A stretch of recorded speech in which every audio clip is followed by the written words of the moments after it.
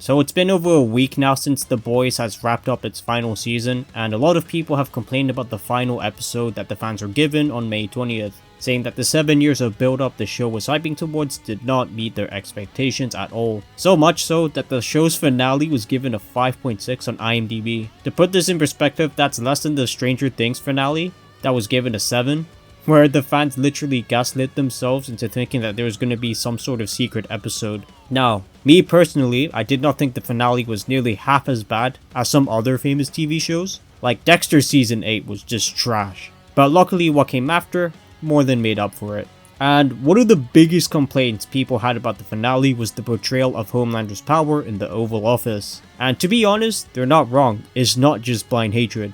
Homelander's fighting IQ for some reason just went down the toilet during this episode. Someone who was able to fly to space and back in less than 3 seconds should not be struggling to escape from someone like Butcher or Ryan, who should be far below Homelander's level of power after injecting himself with V1, considering the fact Homelander literally beat Ryan unconscious episodes prior and was way above someone like Bombsight, whom I remind you was bullying Butcher in their fight. So things like Butcher catching Homelander flying away and knocking him into walls just should not be possible.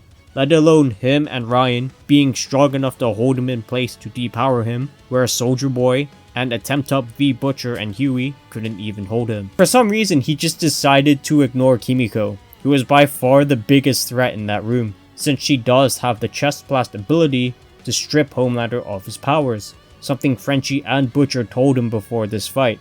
There's no reason why Homelander shouldn't be able to just rip or laser Kimiko in half, which is something he does in the first couple of episodes of the season. At this point, it really does feel like the show's writers just had to nerf Homelander's IQ just so the boys would win, cause there's no way he would lose otherwise. Due to Homelander's poor performance in his final bout, people have tried to rationalize as to why he was so weak in the finale, and this led to the famous V1 theory, which suggests that Homelander has actually gotten weaker after taking the V1.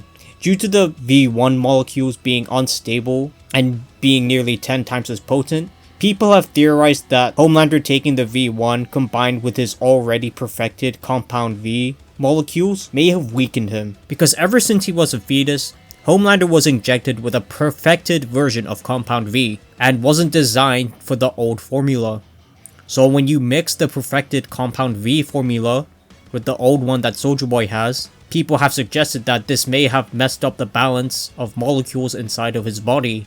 But this doesn't really make any sense, as all his other abilities seem to be just fine.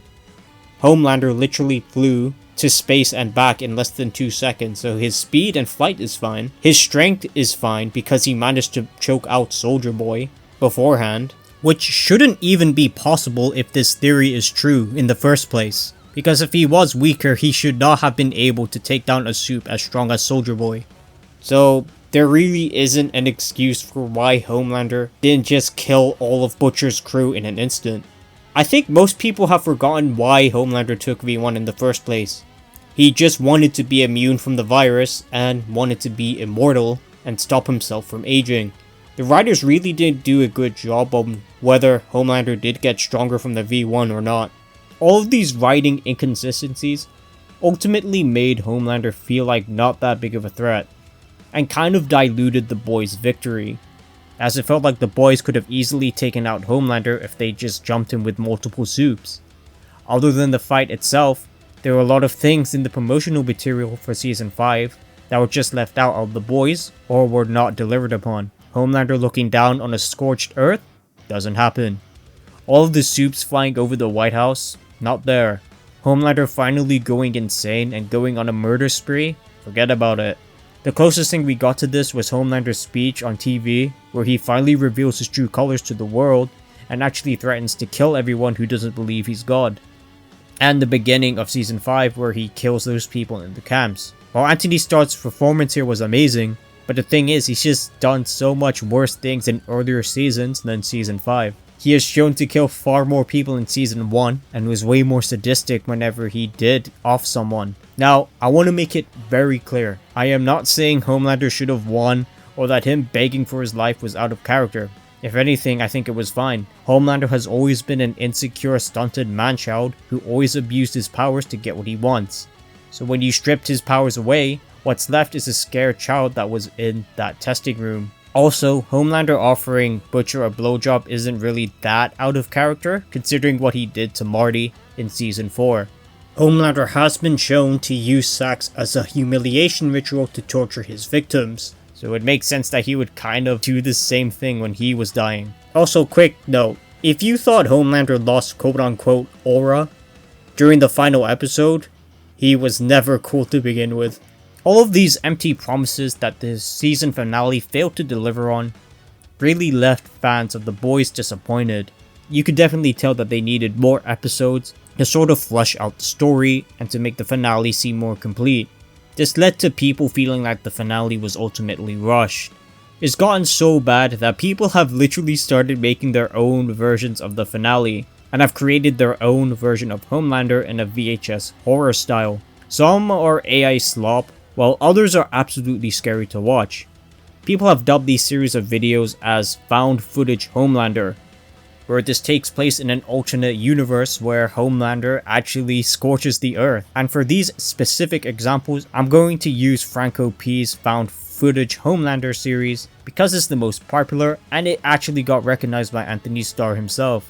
And most of these videos put the viewer in the perspective of ordinary citizens, viewing all the events from Season 5 from the perspective of a helpless watcher, Homelander getting V1 and Butcher confronting him in the White House. However, what really makes this terrifying is we actually get to see Homelander leveling cities, burning the Vought building to the ground and causing mass hysteria, leaving New York in ruins.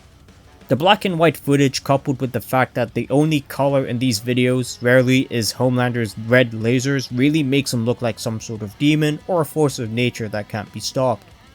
Stuff like this really elevates how truly horrifying it would be to live in the Boys universe. And it kinda harkens back to the original premise of the series. What if superheroes were real? What if a Superman figure actually snapped one day and decided to go on a rampage against humanity? And the creator of the series isn't stopping either. His community post indicates that Homelander is going to be fighting the military next, which is something we should have gotten in Season 5. This is the Homelander we should have gotten in the finale, as it would have reinforced him as an actual threat to humanity, rather than just some run-of-the-mill soup they could have taken out at any time. I will take this Homelander over the one we got, as it fulfills all of the people's expectations for what the finale should have been. But let me know what you guys think. Are you happy with the Homelander we got in the season finale? Or should he have been more like the Homelander in the found footage series? So yeah, I'll see you again in the next one.